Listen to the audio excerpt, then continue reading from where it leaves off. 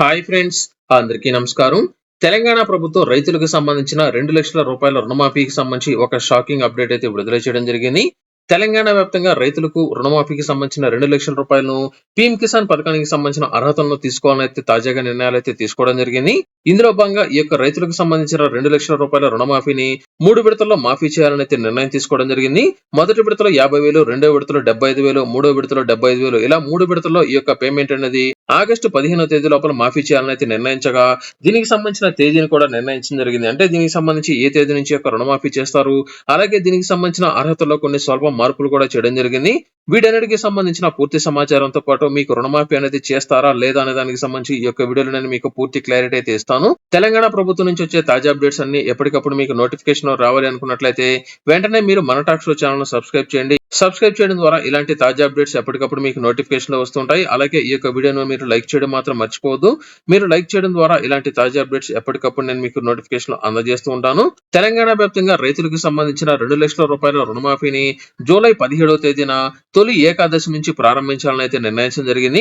తెలంగాణ వ్యాప్తంగా దాదాపుగా 40 లక్షల మందికి పైగా ఈ యొక్క రైతులు 2,00,000 రూపాయలకు సంబంధించిన రుణమాఫీలో ఉన్నట్లు, అయితే ఈ యొక్క అర్హుల జాబితాకి సంబంధించిన కొన్ని కీలక మార్పులు అయితే తీసుకోవడం జరిగింది. మొదటి విడతను జూలై 17వ తేదీ అంటే వచ్చే నెల 17వ తేదీన తొలి ఏకాదశి రోజున మొదలు పెట్టనున్నట్లు, ఆగస్టు 15వ తేదీ లోపల టోటల్ గా 3 విడతలో ఈ యొక్క పేమెంట్ అనేది లబ్ధిదారుల యొక్క బ్యాంక్ ఖాతాలు అయితే జమ చేయడం జరుగుతుంది. మొదటి విడతలో భాగంగా లబ్ధిదారులకు ₹1,00,000 లోపల ఉన్న రుణాలకు సంబంధించి 50,000 రూపాయలను విడుదల చేయాలని, ఆ తర్వాత లబ్ధిదారుల ఎంపికను బట్టి 75,000 అలాగే మరొక 75,000 ఇలా టోటల్ గా 3 విడతల్లో లబ్ధిదారులకు రుణమాఫీని జూలై 17వ తేదీ నుంచి ఆగస్టు 15వ తేదీ లోపల పూర్తిగా ఈ యొక్క మాఫీ చేయాలని నిర్ణయం అయితే తీసుకోవడం జరిగింది.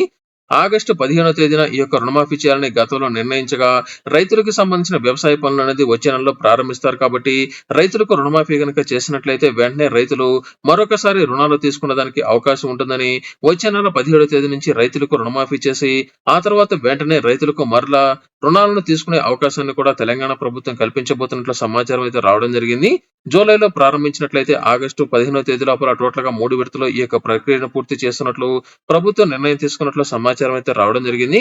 ప్రభుత్వానికి దాదాపుగా 30,000 కోట్ల రూపాయలు అవసరం ఉండడంతో ఈ యొక్క నిధుల సమీకరణ కొలికి వచ్చినట్లు అన్నదాతకు ఇచ్చిన హామీలో భాగంగా ఆగస్టు 15వ తేదీ వరకు కాకుండా ఒక నెల ముందుగానే ఈ యొక్క ప్రక్రియను ప్రారంభిస్తున్నట్లు అధికారులు అయితే తెలియజేయడం జరిగింది.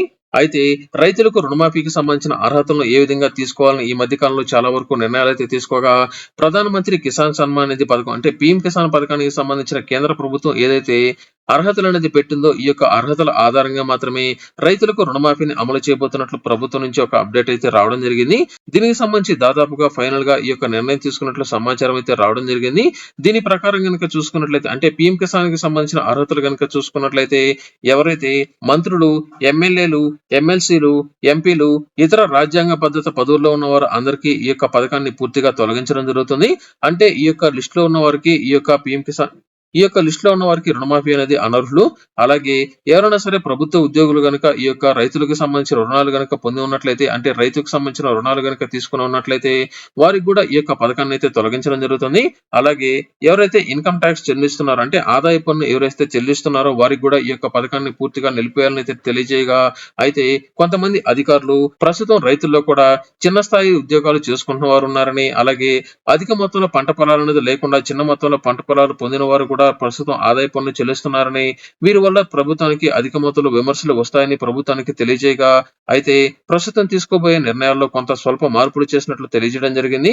అవసరాల నిమిత్తం ఎవరైనా సరే గ్రామీణ ప్రాంతాల్లో చిన్న రైతులు లేదా మిగతా చిన్న చిన్న ఉద్యోగాలు చేసుకుంటూ ఉండి వివిధ అవసరాల నిమిత్తం ఎవరైనా సరే ఆదాయ పన్ను గనక చెల్లిస్తూ రిటర్న్ గనక దాఖలు చేసి ఉన్నట్లయితే అటువంటి వారికి సంబంధించిన లిస్ట్ అనేది మరొకసారి వెరిఫై చేయబోతున్నట్లు, ఎవరైనా సరే ఇన్కమ్ ట్యాక్స్ అనేది చెల్లిస్తున్నా లేదా రైతులకు సంబంధించి యొక్క మాఫీలో మినహాయించే అవకాశం ఉన్నట్లు సమాచారం రావడం జరిగింది. అంటే చిన్న తరహా రైతులు కావచ్చు, చిన్నపాటి ఉద్యోగాలు చేసుకుంటూ ఎవరైనా సరే ఇన్కమ్ ట్యాక్స్ చెల్లిస్తున్నట్లయితే వారికి ఈ యొక్క లిస్ట్ లో మినహాయించే అవకాశం ఉన్నట్లు, ఆదాయ పన్ను కడుతున్న వారిలో చాలా వరకు చిన్నపాటి ఉద్యోగాలు చేసుకున్న వారు కూడా ఉన్నట్లయితే దీన్ని అయితే గుర్తించడం జరిగింది. వీరందరికీ సంబంధించి ఈ యొక్క అవకాశంలో మినహాయించే అవకాశం ఉన్నట్లు సమాచారం అయితే రావడం జరిగింది. వీటిపై మరొకసారి నిర్ణయం తీసుకునే అవకాశం ఉన్నట్లు మరొక 4 రోజుల మంత్రివర్గ సమావేశంలో పూర్తి స్థాయిలో రైతులకు సంబంధించిన రుణమాఫీకి సంబంధించిన అర్హతలో వీటికి సంబంధించిన విధి విధానాలను మరొకసారి విడుదల చేయబోతున్నట్లు ఒక అప్డేట్ అయితే రావడం జరిగింది. ఇందులో మరొక అప్డేట్ ఏమిటంటే పీఎం కిసాన్ పథకానికి సంబంధించిన నిబంధనలో ఈ యొక్క రుణమాఫీకి సంబంధించిన లింక్ అనేది చేయడం జరిగింది కాబట్టి దాదాపుగా ఈ యొక్క పథకం కోసం 25,000 కోట్ల రూపాయలు అవసరం అవుతుందని అంచనా అయితే వేయగా రుణమాఫీకి సంబంధించిన అర్హులైన వారందరికీ సంబంధించి తప్పనిసరిగా 3 కండిషన్స్ అయితే పెట్టడం జరిగింది. ఈ యొక్క 3 కండిషన్స్ లో తప్పనిసరిగా ఆ యొక్క రైతుకు సంబంధించిన భూమి అనేది పట్టాదారు పాస్ పుస్తకం అనేది కలిగి ఉండాల్సి ఉంటుంది. ఈ యొక్క పట్టాదారు పాస్ పుస్తకాలు బ్యాంకులో తాకట్టును పెట్టి ఉండి వారికి సంబంధించిన రుణాలు అనేది పొంది ఉన్నా లేదా తప్పనిసరిగా రైతులకు రేషన్ కార్డు అనేది కలిగి ఉండాల్సి ఉంటుంది. అలాగే మరొకటి ఆధార్ కార్డు కూడా కలిగి ఉండాలని ఈ యొక్క మూడింటిని ప్రామాణికంగా తీసుకోబోతున్నట్లు. అయితే ప్రస్తుతం ఎవరైనా సరే రైతులు పట్టాదారు పాస్ పుస్తకం అనేది పెట్టకుండా కావచ్చు లేదా పట్టాదారు పాస్ పుస్తకం అనేది లేకుండా ఉండి రుణాలు గనుక పొంది ఉన్నట్లయితే అటువంటి వారందరికీ ఈ యొక్క పథకాన్ని తొలగించేదానికి అవకాశం అయితే ఉంది. తప్పనిసరిగా వారు రైతు అనేది ప్రూవ్ అనేది చేసుకోవాలంటే తప్పనిసరిగా వారికి భూమికి సంబంధించిన పట్టాదారు పాస్ పుస్తకం అనేది కలిగి ఉండి ఆ యొక్క పట్టాదారు పాస్ పుస్తకాలు బ్యాంక్ లో తనఖా పెట్టినట్లయితే వారికి ఎలిజిబిలిటీ అనేది వచ్చేదానికి అవకాశం అయితే ఉంది. అయితే ఇందులో మరొక షాకింగ్ అప్డేట్ ఏమిటంటే తప్పనిసరిగా ఈ యొక్క రైతులకు సంబంధించిన రుణమాఫీకి సంబంధించి వారికి రేషన్ కార్డు అనేది కలిగి ఉండాలని ఒక కండిషన్ అయితే తీసుకురావడం జరిగింది.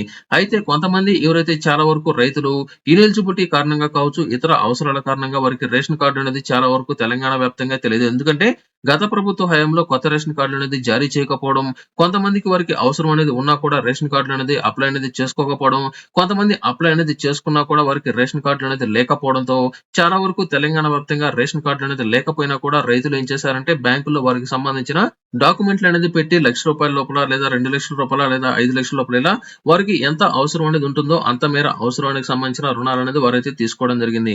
ప్రస్తుతం రేషన్ కార్డు ప్రామాణికంగా తీసుకుంటున్నారు కాబట్టి ఈ యొక్క రేషన్ కార్డు లేని వారందరికీ సంబంధించి ఈ యొక్క పథకానికి సంబంధించి అంటే రుణమాఫీ అనేది జరగకపోవచ్చు అని కూడా ఒక న్యూస్ అయితే రావడం జరిగింది. అయితే మరికొంతమంది ఏం చేశారంటే ఒక రేషన్ కార్డులో ఎంతమందికి రుణమాఫీ చేస్తారని కూడా అడగడం జరిగింది. అయితే గత ప్రభుత్వ హయాంలో చాలా వరకు రేషన్ కార్డులు అనేది శాంక్షన్ అనేది చేయకపోవడంతో పెళ్లికి ముందు తల్లిదండ్రులతో కలిసి ఉన్నవారు తర్వాత పెళ్లి అనేది అయిన తర్వాత కొత్త రేషన్ కార్డుకి అప్లై అనేది చేసుకున్న దానికి గత ప్రభుత్వ హయాంలో కొంత ఆలస్యం అనేది అవడంతో చాలా మందికి సంబంధించి యొక్క రుణమాఫీలో ముఖ్యంగా కనుక చూసుకున్నట్లయితే ఒకే కుటుంబంలో 2-3 ఫ్యామిలీలు అనేది కలిసి ఉండడంతో అందులో 2-3 కనుక రుణాలు అనేది తీసుకునే ఉన్నట్లయితే వారికి రుణమాఫీ అనేది కుటుంబంలో ఒకరికి చేసే అవకాశం అయితే ఉంది. అందులో పీఎం కిసాన్ పథకానికి సంబంధించి కుటుంబంలో ఒకరికి మాత్రమే పేమెంట్ అనేది వేస్తున్నారు కాబట్టి ఇదే తరహాలో పీఎం కిసాన్ కి సంబంధించిన అర్హతలు గనుక తీసుకున్నారు కాబట్టి ఒక రేషన్ కార్డులో ఒకరిని సెలెక్ట్ అనేది చేసుకుని అంటే ఒక రేషన్ కార్డ్ ని ఒక యూనిట్ గా తీసుకుని ఆ కుటుంబంలో ఎంతమంది రుణమాఫీకి ఎలిజిబిలిటీలో ఉన్నా కూడా ఒకరికి మాత్రమే రుణమాఫీ అంటే 2,00,000 వరకు రుణమాఫీ చేసే అవకాశం అయితే ఉంది. ఇందులో మరొకటి ఏమిటంటే కుటుంబంలో ఒకరు ₹1,00,000 తీసుకుని మరొకరు ఇంకొక 1,00,000 తీసుకున్నట్లయితే ఎంతమందికి ఈ యొక్క రుణమాఫీ అనేది 2,00,000 చేస్తారన్నారు కాబట్టి కుటుంబంలో ఇద్దరికి అంటే చెరొక ₹1,00,000 రుణమాఫీ అనేది చేస్తారా? ఒక వ్యక్తికి మాత్రమే రుణమాఫీ చేస్తారని అయితే తెలియజేశారు.